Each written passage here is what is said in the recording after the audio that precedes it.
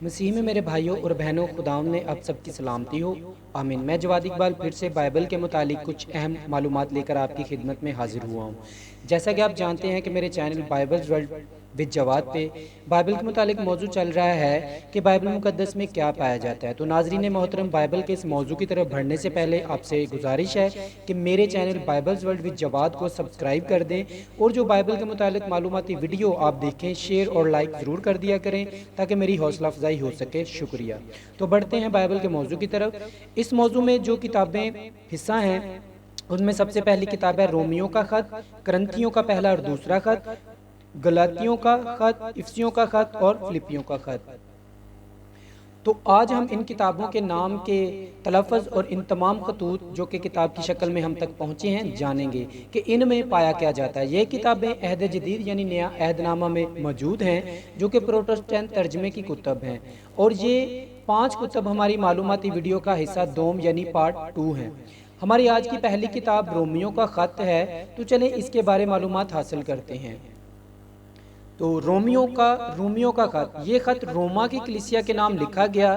اس کی وضاحت کچھ یوں ہے کہ یسوع مسیح میں ایمان کے وسیلہ راست باز ٹھہرائے جانے کے عقیدہ پر پولس رسول کی وضاحت ہے۔ اس خط کو پڑھیے اور اچھے سے جانیے۔ یہ چند الفاظ میں کچھ زیادہ سمجھانے کی کوشش کی ہے، تو میرے بہنوں اور بھائیوں اس کا ضرور مطالعہ کیجیے گا۔ تو آگے بڑھتے ہیں۔ جو دوسری ایک کتاب ہے وہ ہے کرنتھیوں اور اس کا پہلا خط، جو کہ دیکھتے ہیں اس میں کیا لکھا ہے۔ تو پہلا خط، یہ 2 خط کرنتھس کی کلیسیا کو لکھے گئے۔ تو اس کی وضاحت ہے کہ کرنتھس کی کلیسیا کے لیے پولس کا خط، جس میں اس نے ان کی غلطیوں کی اصلاح، گناہوں پر تنبیہ اور مسیح کی محبت کی مشق کرنے کے لیے انہیں نصیحت کی ہے۔ تو یہ اس خط میں یہ پایا جاتا ہے۔ اب اس کے کرنتھیوں کے دوسرے خط پہ نظر کریں تو اس کے تلفظ پہ بھی ضرور غور کیجیے گا۔ کرنتھس کے دوسرے خط میں جو ہے وہ یہ خط بھی کرنتھس کی کلیسیا کو لکھا گیا۔ تو اس کی وضاحت کچھ یوں ہے کہ کرنتھس کی کلیسیا کو لکھا گیا پولس رسول کا دوسرا خط، جس میں ان کے لیے اس کی فکر مندی کا اظہار ہوتا ہے اور وہ مسیح کی محبت اور اتحاد کی زندگی گزارنے کے لیے ان کو نصیحت کرتا ہے۔ تو یہ بھی ضرور اس کا آپ مطالعہ کریں اس خط کا۔ یہ چند الفاظ میں کچھ زیادہ سمجھانے کی یا بتانے کی کوشش کی ہے۔ تو آگے جو بڑھتے ہیں، اس موضوع کی جو تیسری کتاب ہے اس کتاب کا نام ہے گلاتیوں، اور یہ ہے گلاتیوں کا خط۔ یہ خط گلتیا کی کلیسیا کو لکھا گیا۔ اس کی وضاحت میں کچھ یوں ہے کہ پولس کا مسیحی آزادی کا اعلان اور اس بات پر زور کہ انسان کی راست بازی شریعت کے کاموں سے نہیں بلکہ صرف اور صرف ایمان کے ذریعہ خدا کے فضل سے ہے۔ تو گلاتیوں کے خط میں ہم نے جو پایا وہ ضرور اس کا مطالعہ کریں۔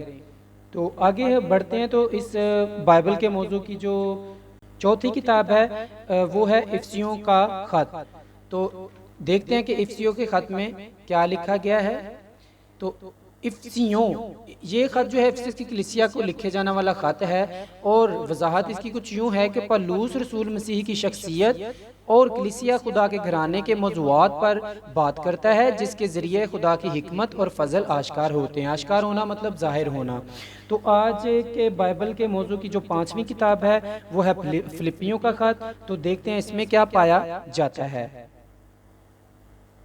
تو فلپیوں کا خط، تو یہ خط شمالی مقدونیہ کے شہر فلپی کی کلیسیا کو لکھا گیا۔ اس کی وضاحت کچھ یوں ہے کہ پولس رسول کا محبت بھرا خط ہے، جس میں مسیحی زندگی کی خوشی اور خوبصورتی کو ظاہر کیا گیا ہے۔ تو اسی کے ساتھ ہمارا جو آج کا موضوع ہے یہ اختتام کو پہنچتا ہے، اور آپ سے گزارش ہے کہ میرے چینل کو ضرور سبسکرائب کریں تاکہ یہ معلومات جو ہے آپ تک پہنچاتا رہوں۔ تو آگے آنے والے موضوع میں جو کچھ کتابیں ہیں ان کے نام آپ کے ساتھ شیئر کرتا ہوں، جو کہ عہد جدید یعنی نیا عہد نامہ کی کتابیں ہیں۔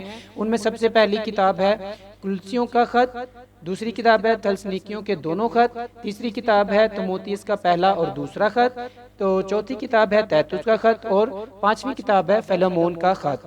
تو ناظرین محترم، اسی کے ساتھ میں اجازت چاہتا ہوں۔ خدا حافظ، اپنا خیال رکھیے گا۔